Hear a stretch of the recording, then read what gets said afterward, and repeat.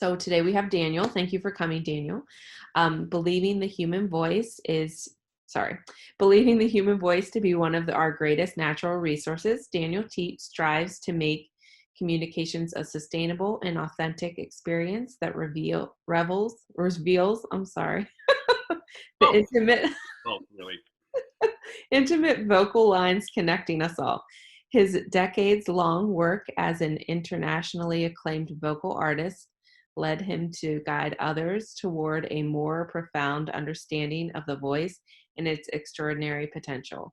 As an assistant teaching professor of voice at Carnegie Mellon University, Daniel mentors young singers and experienced executives alike to discover their authentic sound and become voice leaders in their fields. Daniel's work as a highly sought after voice and performance coach spans 4 continents with clientele including Fortune 500 companies, internationally regarded classical singers, and anyone wishing to communicate authentically, credibly, and with authority. It is Daniel's belief that what is epic about the voice can be used every day, and the voice that is credible can be incredible. So thank you, Daniel, for coming. Thanks very much. Thanks for having me. It's a pleasure to be back again. This was such a great time last year. It's also great. I'm looking around here and I see at least one familiar face. Hi, good to Good to see see. Hi, Dan. It's good to see you. you. So what I'm gonna do here is introduce the talk a little bit, and then I'm gonna go through sort of 4 steps that I want you to all think about, and I can put some of these things in chat as well. What I ask is that if you have questions, absolutely ask them anytime. No question is out of bounds when it comes to using your voice or being a presenter or a performance of any kind. So please ask, even if things seem like they're from a different part of the talk, it's totally fine. I'm happy to address it. I will use a little time at the end for Q&A as well. But I just wanted to say I am open to it. What I would ask though is that if you can use a little raise hand button, that I can actually use that. And so we'll stay on mute for the most part. And the reason we're staying on mute for 2 reasons. One, because I like to hear myself talk. Just kidding. That's actually true. And the second thing is I want you guys to be able to try some of these things in the privacy of your own space there. So on mute, it will be much more private. You won't have to worry about making funny sounds. But let me just introduce what I meant when I said the title. So the title is Tuning Up Your Perfect Pitch. And let me just say this right off the bat. I am a dad, and I have 2 young sons, and I like to make dad jokes. So there's a lot of dad jokes in what I do, a lot of double entendres, a lot of double meanings. Here's what I mean by perfect pitch. Musically speaking, perfect pitch is someone who has the ability to pitch, or to be able to pick a pitch out of the air. So if I were to say, sing a C, they'd be able to do it, right? And for the most part, this is something that people are born with. It's genetic, it's inside of them, which is sort of a letdown for the rest of us because we think, well, what am I supposed to do? How can I do that? That's what I firmly believe, though. I firmly believe that inside of everybody, there is a perfect pitch. And this is where the double meaning comes in. The perfect pitch, meaning how we're pitching what we're saying, how we're saying what we need to say, and how we get to the center of that message. That's what perfect pitch is for us musically. It means how you get to the center of a pitch or a sound. But for all of you, what it means is getting to the center of your message right away. And I believe that everybody has the ability to do that. So we're going to tune it up. And here's the other dad joke. We're going to tune it up, meaning we're going to fiddle with it and make sure it's the best it could possibly be. And I'm going to give you about 4 main points. And within those points, I'd like you to think about it this way. They're going to be vocal things that we talk about, but I also want you to think about how you write the pitch that you're going to write and how you can use these aspects and these key points to maybe reform, rethink, and retool how you say and how you deliver your pitch. Okay, so that's what we're going to start here. And the reason I want you to try all the things that we're going to try, and some of them are going to be absurd and be silly and totally off the wall, is that I also think that when you're giving a new idea, something that you're all working on, these ideas are radical. They're new. They're totally off the wall, some of them. But we want them to become part of our new normal. We want them to be accepted and for these radical, great ideas to come right into center. And so what I'm going to help you train you to do today, and at least give you the tools to do it, are to go outside of your comfort zones a little bit and to find all the colors and all the authenticity your voice has so that it becomes part of your new normal, the voice that you use to then pitch this great idea that you've got. Okay, so everybody with me so far? I hope so. We are moving, we're trucking along here. Here are the 4 main points. And let me make a note about warming up and what I mean by that. Warming up, right, basically is just a way to get some blood flow going in our bodies. And in order for us to become a little bit more aware of how our voices work. The other thing about warming up is that sometimes it's diagnostic. You can figure out exactly what is or what isn't working well. So it isn't just about making sure your voice is loud or that it has the most, the biggest or the smallest sounds. It's also about finding out those places that maybe it's not so strong and finding out some ways to center and focus on those weaker areas. We'll talk about that in a minute. All right, so just like every other great dad joke teller, I also like to rhyme everything. So just be ready. There's going to be a lot of rhyming going on as well. I'd like to start though, and I'm just going to give you a little quick body warm up. All right, and what we're going to focus on here are just the 4 main points of where the breath goes in the body. Okay, so this is modified. It's not going to be very yogic in any way, shape, or form. But all we want to do is stretch along the ribs on both sides. Okay, then we're going to stretch the throat, and then we're going to give ourselves a big hug. So basically, all 4 main points. And again, the exercises here are to make you more aware. They are not to build new muscles. You're not going to try to become an opera singer unless you want to. But this is really just about becoming aware of how the body works so that you can send a little bit more breath where we need it, and we'll have that. We'll have that underneath us to support the message that we want to tell. Okay, so anybody who wants to do it, join in. Otherwise, I will just be a foolish dad up here doing foolish things like I always do all day long. So one hand is going to be in the air like this. Okay, yeah, and we're going to reach for the wall. Yeah, and if you're sitting down like most of us are, the other hand can be on your lap. Okay, so this is half the stretch, right? The fingers are going toward the other wall. Here comes the fun part. We try to look up toward the sky, like that. There you go. I see a couple of you doing it. I love it. All right, breathe in here, 3 breaths. When you're done with your 3, come back to center and back. So we're always going to come back to center, okay? Whether we're exercising the body, working on our pitches, working on the ideas, working on the voice, it's all about finding a center and finding a new normal, a new sense of awareness. All right, other side now. Over. Yep. Fingers go to the wall, hand on the lap. Okay. And we're going to take a big breath as we go look up toward the sky. And we're stretching all those muscles between the ribs. So take one more big breath here. And down you go. So this is also really great for all those Zoom meetings that go way too long. You just you turn off your video, you stretch, you're back, you're totally refreshed. Okay, here's the next part. We're going to take our hands. If you can do this, great. You can also modify this very easily. And you put them behind your back, like that. Can you see that back there? Okay, and you just try to grasp them together as the head falls back, like that. That's it. We're going to open up the throat. Open the mouth, please. 2, so you don't get tense in your throat. Yeah. Taking 3 breaths here. When you're done, come back to center. All right, last one. Going to give ourselves a hug, and it has to be a pretty tight hug because we want to stretch across the back. So here, and the head goes down this way to stretch the back of the neck. That's it. Take 3 breaths this way. Feel the back expand. And when you're done, back to center.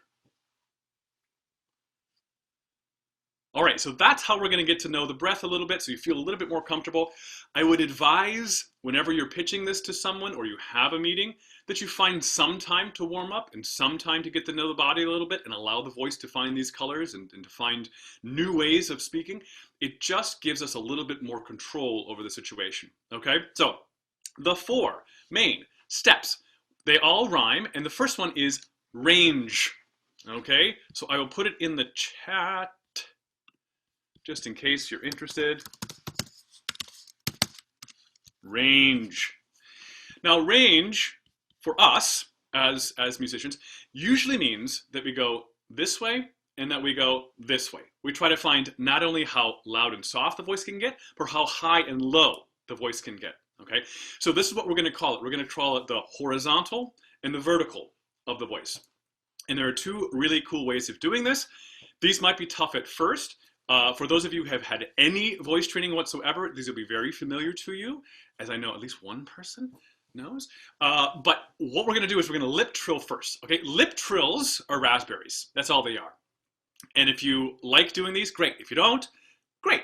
You can also do tongue trills. Okay, tongue trills are these. Yeah, but we're going to do this. Okay, and what this does is it defines exactly what our usable range is. So we don't go sitting down way too low or trying to pitch a voice way up here way too high where it isn't sustainable. We're trying to find the sustainable part of our voice. So I'm going to demonstrate first. Again, put yourselves on mute, turn the videos off if you want to try this, but it's going to go like this. Okay, so we're going to do one fast and one slow. I'm going to count to 3. I'm going to do it. If you do it, great. If you don't, great. Maybe later on. So 1, 2, 3.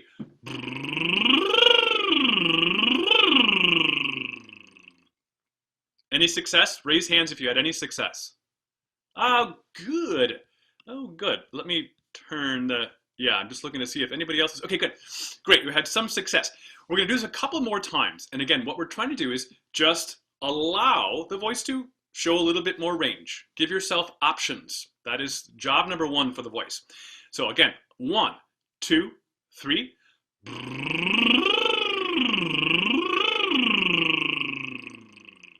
I'm searching for lower and higher pitches or sounds that I can make so that I know that I have access to those later when I actually want to use them.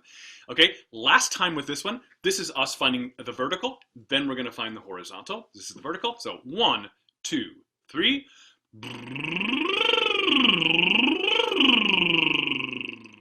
Now you can do this all day long. It costs you very little to do. It's a great way to get the blood to flow right to the vocal cords and start using your lips and things that you're going to need to speak your pitch and get a little bit of awareness there. Okay? The next one is testing out the horizontal, meaning the louds and the softs here. And we're going to use 3 sounds, oo, o, and ah. Okay? So all I'm going to ask is that you go from a soft place to a loud place to a soft place. It's going to be built like this. Imagine that's growing and this is shrinking. Okay? So I'll give you, and you can do this in any pitch you want. But I'm going to pick a pitch right in the middle of my range and go,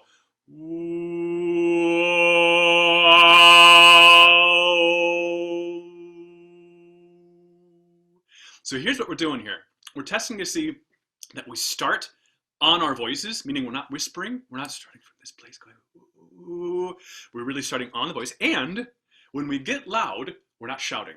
So we're not doing it just to be shouted. We're doing it to be full. Our voices should be full and not loud, okay?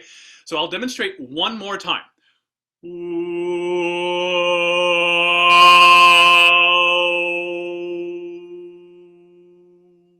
Okay. Again, everybody's on mute, so I don't know if you're doing it, but I certainly hope that you are.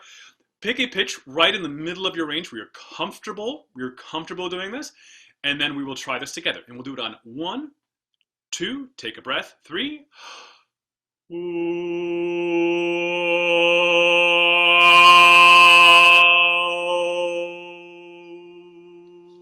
Let me write it in the chat so you can see what I'm doing.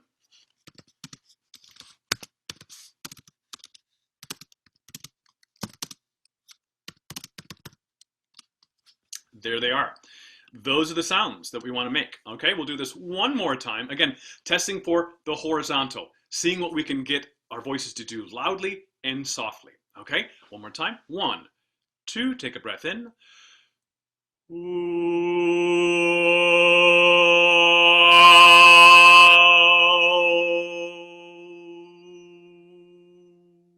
Now again, this can be done in any pitch you want to, but what you're really doing though is just laying out for yourself and saying, well, I know I have the range this way by going, I got that range. I also have the range going this way by testing out to see, as we get the sounds bigger and bigger and bigger, what happens, okay? So that is range, working with range. Here's the next rhyming word.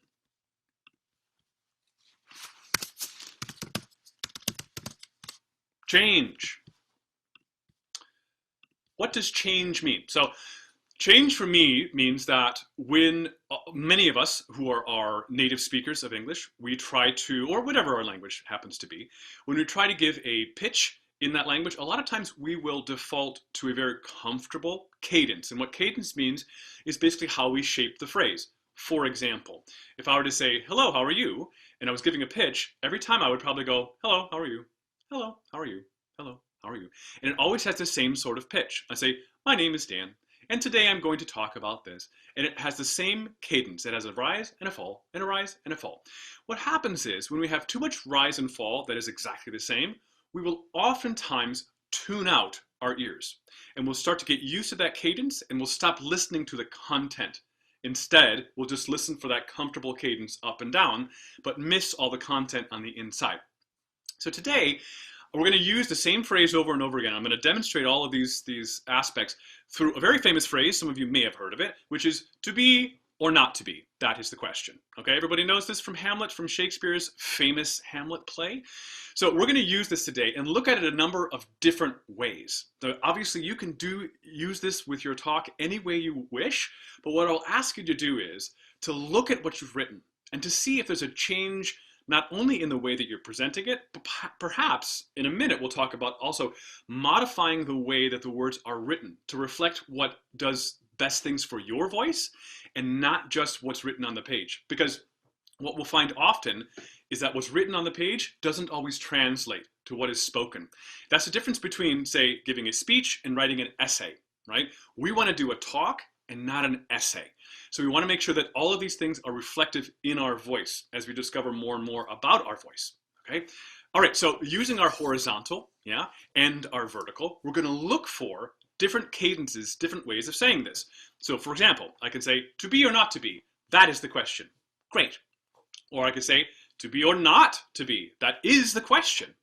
Those things, what they'll do is bring out the unimportant words, but by bringing out the unimportant words or the seemingly small words, a lot of times we will draw notice to the more important words that follow. So it's something to think about. And one of the things I will say is that my great mission in life, if I had one great mission, is to completely get rid of vocal fry. And I'm going to demonstrate what vocal fry is. Vocal fry is this. At the end of every sentence, you say this. Hi, my name is Dan. And you go into that vocal fry, which has no color and has no core in it. And to me, no authenticity. All vocal fry pretty much sounds exactly the same. But when we talk in our resonance and we talk in our real voices up there, we get rid of the vocal fry and we get rid of all of that sort of sounds the same. So really avoid that in your talks at all times, trying to go down in the basement of your voice like this and trailing off like this. It's very comfortable to do, but it doesn't show us all the content that you want to show us. Okay? So an exercise for this is that we can use our highest voice, our lowest voice, monotone, and then back to center. Okay, so I'm going to demonstrate. Again, you can do this now if you wish to, or you can do it at a later date. Doesn't matter as long as you try it. Okay, so the phrase is, to be or not to be, that is the question. Okay, so I'm going to do it in a really high voice. To be or not to be, that is the question. Yeah, that's my high voice. Here's my low one. To be or not to be, that is the question. That's my low range. Okay, here's monotone with no punctuation. To be or not to be, that is the question. So there's 3 different colors in there, and I'm going to see if I can touch every single one of those when I present this again. Okay, so here's the high one. To be or not to be, that is the question. To be or not to be, that is the question. To be or not to be, that is the question. So watch and see what happens when I try to do every one of those. To be or not to be, that is the question. All of a sudden, I've got bump, bump, bump, bump, bump, bump, bump, bump, bump. I have variation throughout without having to do much else except just exploring the highs, the lows, and the middles. Okay, so that's where I want you to explore change. So you're just trying to chart out the path of where we accent and how we bring color into our voices. All right, the next one. Here is the next word that rhymes. Arrange. This has more to do with what you write than how you say it, but it will affect how you say it, obviously, as well. So sometimes what we'll need to do here is sort of do a little work with our voices to figure out exactly what I call our power vowels, meaning those sounds that really bring out the best in our voices. And everybody has one, at least one, if not more than that. And the best way to find this is to use a hum, okay? So if you're humming along, and you can pick any sound you like, but hum along and then open up to some vowel sounds. So we're going to use O, A, and E, okay? And I'll show you how this works. So you start humming and go, O, me. And oftentimes what will happen is we'll find in our voices very strong, like I say, power vowels, things that really bring out the best in our voices. For me, for a long, long time, the E vowel was very, very weak for whatever reason. It's just the way that my voice was built. But over time, it's become much more of a power vowel for me, meaning that when I write things or I give talks, I really try to use the E vowel as much as I can, okay? So again, the exercise is this. It's just going O, A, and E. And a way to really find the results on this is that you can use a voice memo on your phone. You can use Audacity if you really want to dive in deep and see the spectrograph about how your voice really starts to shine. But what you'll see is when you go me,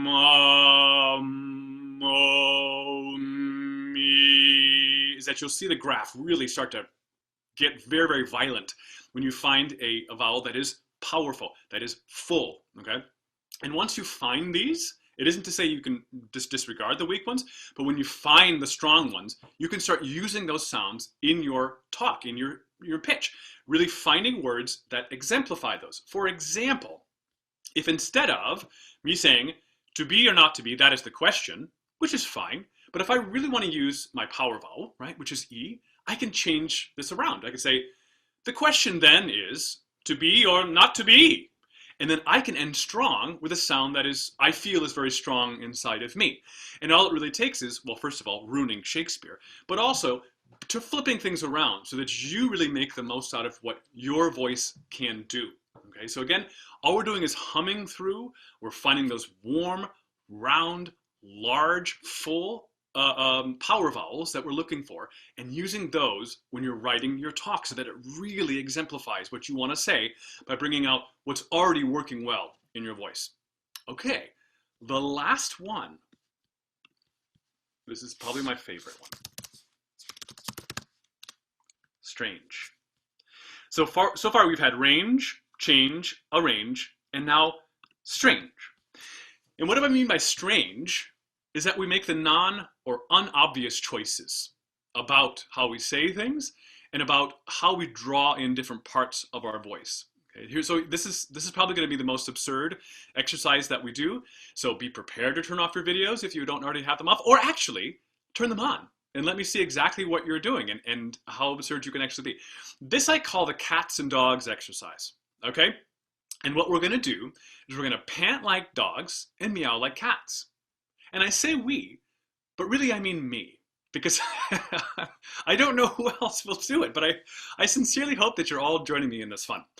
So we're going to do this. It's going to be fairly easy. Panting happens when your tongue is out like that, okay? And you're going to do it for 5 seconds, extremely loud and rhythmically.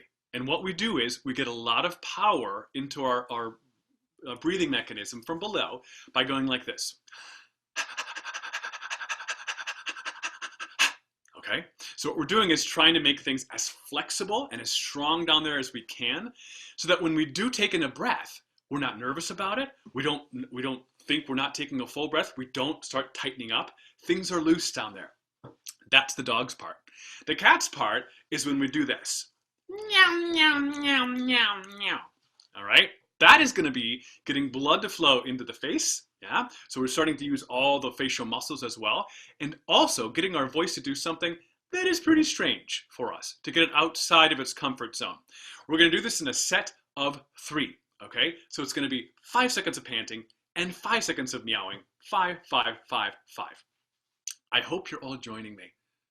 So I'm going to count to 3. All right, and I'll count it down and I'll say switch, and we'll switch and we'll switch and we'll switch. Okay, this is something you can do to warm up your voice very quickly and get you out of your comfort zone and get it out of your voice out of a tired or fatigued place. It will really rev it back up as well. So 5 seconds of panting, 5 seconds of meowing. I'll keep calling switch, switch, switch, switch, switch. So panting starts it. 1, 2, take a breath in. 3, and we switch. Yum, yum, yum, yum, yum, yum, yum, yum. We switch. And we switch. Yum, yum, yum, yum, yum, yum, yum. Last time. And yum, yum, yum, yum, yum, yum, yum. All right. Now I feel totally refreshed. And if you did it with me, then you too should feel totally refreshed in your voice.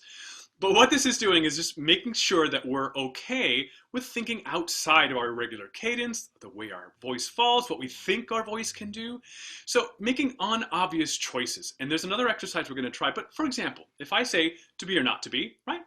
Well, let's just say I didn't say it exactly as it was expected. If I said to be or not to be, it's very sing-songy, but in that you have found an entirely new range of colors and a way to deliver a message that may strike people as odd, but at the same time, when something is odd, we are more apt to pay attention to it than if it's predictable. So make this radical new idea that you've got, this great exploration that you're doing, reflect in the way that you're vocally portraying that as well, so that it's not predictable, because what you're doing is not predictable. That's why you're here. You have a great new idea. So make the instrument that is actually giving that message, make that radical and new at the exact same time. Okay, so thinking of the unobvious choices when you say things, maybe even accenting the wrong syllable all the way through, so that you get a sense of that this doesn't seem right, but it gets you back to a new sense of normal. Right? Another exercise that you can do to experiment with this is it's called the 3-character exercise. And basically you pick 3 characters from a movie or whatever it is that you would say the exact same message with. So I'll pick 3, okay? Mine will be a cowboy, an English butler, I don't know why I'm saying this, a cowboy, an English butler, okay, and then a Wisconsinite, because my people are from Wisconsin, so I'm allowed to do this. Okay, so if they were all to say to be or not to be, right, a cowboy might say, to be or not to be, is the question. Now you've already got a different cadence altogether. It might not be yours, but you can borrow from it, okay? So here's the English accent is horrible. To be or not to be, that is the question. So you've already got something totally new there, a different way of swinging the voice up and around. The last one that I would say is a Wisconsinite, and it's actually a joke that goes like this. The Wisconsin version, to be or not to be, it is to be or no. That's what Wisconsinites would say. So they never actually finish the phrase. They just say or no. But you are allowed to pick 3 characters from your life. It can be a parent, it can be a friend, it can be any character, to see if you can deliver this pitch as a different person, as a different persona of any, okay? So what I would suggest is that you go outside of your comfort zone here and make sure that it is something that you feel uncomfortable to bring about a new color. And what oftentimes happens is when you take a new persona on, you will take more chances. You will be more confident in that. So those are the 4 main points. The last thing that I want to say, and this is one quick word about silence. Now, obviously, from listening to me for the last 30 minutes or so, you can tell I don't really like silence all that much. However, I am a big fan of it. I know when it can be used. And as you become better and better at pitching your ideas, I'd like you to start thinking about where the silence is, or as we say in music, where the rests will go, right? So making sure that there's a chance for silence in these things, not to fear it, but to truly embrace it, okay? And to create an opening line for your pitch that has not only all the elements that we've talked about, so something can be rearranged, we use all of our range, we change things up, and sometimes it's a little strange to get people's attention. But the last thing I would say is use silence effectively. For example, to be or not to be. That is the question. So every one of those has a chance to land and to sit there and for people to take it in. Remember, just because they're not saying anything back doesn't mean they're not listening and letting it resonate in them. So allow it to resonate with saying nothing, nothing, nothing at all. Okay? So my final words I just want to say before, if we have any questions or anybody wants to try some things out here, is that you honor your instrument. And your instrument is this fellow right here. So, or lady. This is your instrument, and I want you to get to know it, and to get to know it in such a way that sometimes it's unrecognizable. if that makes any sense. That you get away from your normal cadence. You get away from the things that you do every single day in the same way. Because, like I said, what you're about to do and the venture that you're about to go on here is not normal. It is off the beaten path. That's what makes you special. Let your voice reflect exactly what that is. Okay, so honor your instrument, really get to know it. Look for the verticals, look for the horizontals, look for the strange paths as well. Explore those horizontals, explore all those colors, and know that if you can do them in a warm-up, you can do them when you pitch. They're all at your disposal if you choose to take those chances. And here's the corny dad line that's coming at the end here. So what I would say is say yes to every pitch. Okay, say yes to every pitch that you've got in your body, and you may find that people are saying yes to your pitch. Like how I did that? Turned it around. I know, that's what I do. I'm a dad. I tell dad jokes. So, but like I say, honor it and honor your pitch. Say yes to every pitch, every sound that you make, and you may find that the opposite is true. People might start listening to those sounds a lot more. Well, okay, so that is officially the end of my little presentation, but if people have questions, I am happy to field any questions you have about warm-ups or how the voice works or writing a pitch. I have done this many times. I work with speechwriters as well, working on how to write things. I will say this though, sometimes this happens. This is a lot of stuff and new stuff to take in, but what I would say is, if you have questions, reach out to me. I know Allison has my email. I'm happy to give it to you. Follow-up questions. If you want to send me your pitch as a video or audio, I'm happy to give my feedback there too, because it's sometimes getting away from this for a while, thinking about it, applying some things and seeing if they work, then sometimes you want to send me something, feel free. I'm around, I'm here, I'm part of the CMU community, and I'm happy to listen and give my feedback as well. I think there's a chat. Okay. Oh wait, maybe not. Oh, somebody just put up a track of, is that me singing? Oh my It God. is. I love this. What am I singing? I don't even know. Does anybody know? It's from In This Blue Room. Oh, okay. That's a recording I made a couple of years ago. Sure, thanks. Thanks for promotion. Yeah, great. I should have had a poster in the back or something. Yes, absolutely right. So, any questions at all? And here's some of the questions that usually come up. Things like, well, I feel like my voice is weak. What can I do? These exercises work well by doing them a little at a time and doing them sporadically throughout the day, not putting them aside 30 or 40 or 50 minutes just to do the warm-ups. Do them as you find time, and you will find that your voice responds pretty quickly. Any additional resources you can recommend to check as a follow-up to this talk? Practice is essential. Oh yes, so the great question. So that's what I'm advocating here, is that any and all of these exercises can be used in any order whatsoever. Well, what I would do is I usually like to start with the breath first. So I would start with panting first, I would do stretches first, then I would do the lip trills, then I would test out my range, and then I would start to experiment a little bit with the range and all the colors and all the highs and lows as well. Oh, yes. I'm going to say this wrong. Is it Nikhil? Yeah, that's right. So I was just wondering, for warming up, do you ever like hold your tongue and say like a poem? Because I had one theater class where they said, "Hey, that's a great way to warm up before an interview." But I was wondering, what's your opinion? Holding the tongue, yeah. It's a good way if you have a lot of tongue tension to get rid of it. The one problem I have with it is that it never really gives you real-time experience saying those words. And so what I would say is, instead of holding your tongue, I would try to experiment with sounds that are unfamiliar to you. Because a lot of times when you're used to your voice, when you start speaking with it in a stressful situation, it will shut down. But if you allow, like I say, other personas to come in there and other colors that you're not used to come in there, it will relieve that tongue tension, because it'll be more like singing almost than it is like speaking. And so, which takes a slightly different process. So it'll take some of that tension out of the tongue as well. But that's an excellent question. There are some well-known examples of famous tech speakers using some of these techniques. Steve Jobs made great use of the dramatic pause. What other speakers would you suggest for study to see effective use? Okay, so there are some great speakers out there who do this well. Honestly, Winston Churchill. if you ever want to see somebody who's mastered the art of saying poetry with prose, he is probably the master of it.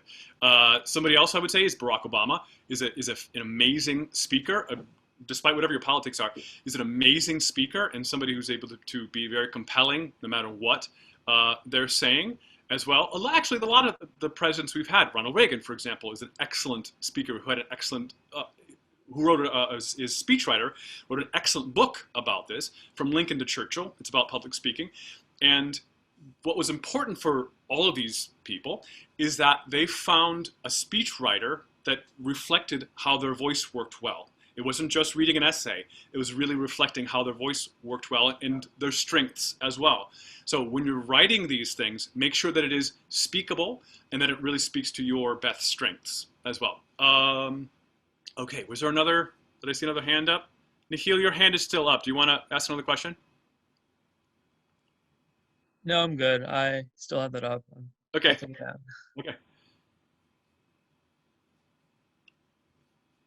Okay, I don't see any other questions, but what I will say is if English is not your native language, this is an excellent way of sort of getting into the nuance of the English language in that it allows us to think outside of it. And a lot of us as native speakers need extra help because we are so used to the way that our voices and our language works that we will fall into the same familiar patterns. So we're all in this together, whether this is your native language or not. We're all looking for colors. We're all looking for unique approaches. So if it's not your native language, you may find that you have an advantage because the way that you say things may be unique. So please don't try to sound like a native if you're not. Use what comes naturally from your natural language and bring it into the pitch that you're about to give because we want to really honor those differences as well. Daniel, there's actually one more thing I have a question Sure. about. So you were talking about these 5 different things. In terms of what do you consider tonality and how do you work on tonality? Tonality? Yes. So for me, tonality just basically means the center of pitches and where the pitches are. Tonality, for as far as public speaking is concerned, is really just about finding your resonance. And what I mean by resonance is that the most authentic version of your voice. For example, if I speak way down here, like a lot of guys do, like really push their larynxes down like that, it's to give a sense of authority, but it's not really authentic. It isn't really true. So what I think of tonality is that we're finding the center of our voices. And these things, by taking them out, way out into space and bringing them back, will actually give us a truer sense of our tonality or where our resonance lies than trying to actually mess with a pitch. It's really about taking it out of bounds, bringing it back so you can find the center of that pitch or tonality in this case. And a follow-up question to that. So that Audacity software that you're talking about, does that help you find your resonance or that tonality in your voice? It most certainly can, yeah, because you'll see there's a spectrograph that it goes along with it, and you can see when you've actually filled up a space.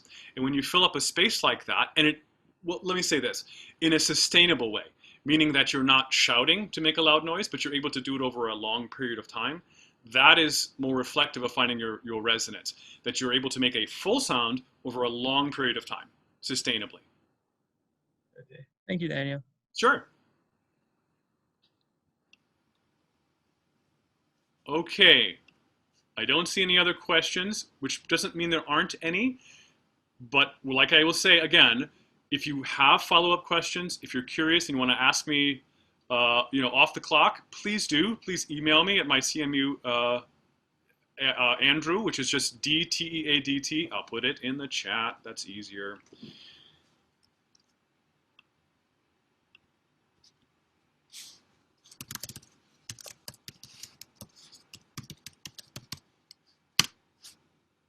That's it. That's me. And if you'd like to send me videos, if you have questions, I'm more than happy to offer some feedback and possibly give you some personalized things if you're interested. Every voice is different, and these work generally for most voices, but some voices need some TLC in certain areas. So I'm happy to talk that through with you as well. All right. Thank you, Daniel, for coming. And if You're there's welcome. no other questions, we can end the meeting for all. Okay. Thank you so much. Oh, thank you. Yes, thank you. Thank you for the great questions. Great to see you again, Alexandra. Thank you. Oh, thank you. Thank you. Love it. Love it. Okay. Yes. Keep the questions coming, and happy pitching, everybody.